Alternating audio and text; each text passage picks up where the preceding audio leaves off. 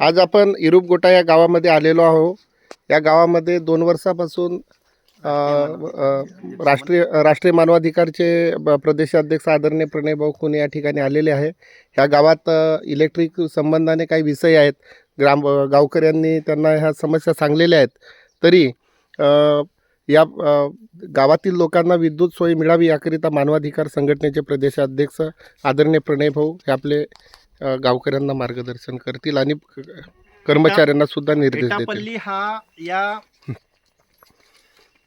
महाराष्ट्रातील अतिशय दुर्गम तालुका आणि एटापल्ली तालुक्यातील इरुपगुट्टा हा अतिशय दुर्गम भाग। माणसाच्या ज्या मूलभूत सोयी सुविधा आहे त्यामध्ये रस्ते येतात, आरोग्य येते, सिंचन येतो, वीज येतो। तर या ठिकाणी इरुपगुट्टा या गावामध्ये 1 वर्षापासून लाईनचे खंबे आले आहेत, परंतु लाईनच नाही। 1 वर्षापासूनची लाईट बंद आहे।